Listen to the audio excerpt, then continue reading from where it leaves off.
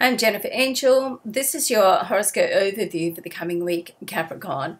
So there's big things happening in your life at the moment. We're leading up to the Grand Cardinal Cross in April, which is really in effect now, but it's going to come together at an exact degree around the third month of April, which we'll be talking about in more depth as we get closer. But the reason I mention it is because what's happening this week is really starting to set that in place more. There's quite a few transits. We're going to go through them and just make some sense out of them for you. It's like the four corners of your life are you're going to be in a direct hit. So you can expect to be wowed on some level, okay? So first of all, in your solar fourth house, all to do with your home, your domestic scene. The sun is there at the moment and joins Uranus, because Uranus, a slow-moving planet, has been there for a while, going to be there for some time. Now, if the sun and Uranus are in a conjunction earlier in the week, of midweek on the 2nd, and this is a very unpredictable type of transit, so you just never really know what's going to happen here. Things can change that you hadn't thought of, and not necessarily bad, you know. They can just be different and hit you by surprise, just come out of the blue.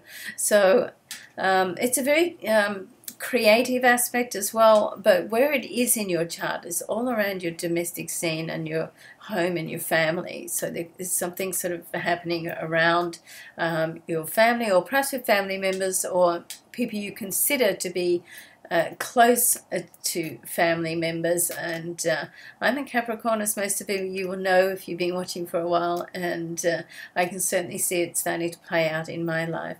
Now, the sun is also going to, on the 3rd, going to square Pluto. Now, Pluto in your sign, Pluto is like the planet of transformation. It really just helps you break anything down that's not working, so you're going to build it up again and transform your life. So that's you know, putting another layer onto that area. Now, the sun is in the other transit that the sun is in, is square with Jupiter. Now, this is like right opposite you, so in your area of relationships. So certainly relationships are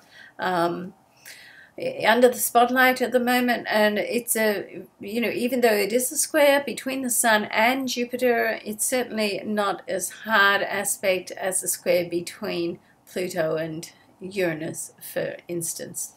So it's quite an very optimistic aspect. However, you do want to be careful that you don't sort of over-exaggerate something or have too higher expectations. So take each day as it comes, and if you're in a relationship, then you want to take it maybe baby steps, okay? If you're already in a long-term relationship, then this is the time to sort of work on things that perhaps issues you've been putting off, but you know that have to be aired, so they can come up at the moment. It's for you to look at, okay? So try to deal with them rather than push them aside, because if you push them aside, they'll just come up again. Life is sort of like that.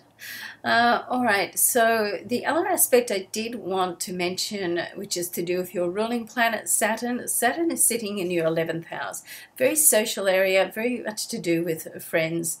And there's a favorable aspect with Saturn and communication planet Mercury. Now, Mercury's now in your solar 3rd house, all to do with communication. So certainly more communication around friends is very good, and creative projects. This really gives a bit more substance to anything that you're doing on a creative level. It's almost like you're going to be able to sort of think quick and be able to get things done in lightning speed, as you like, okay? So as you like to do.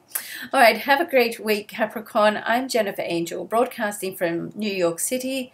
Thanks for watching.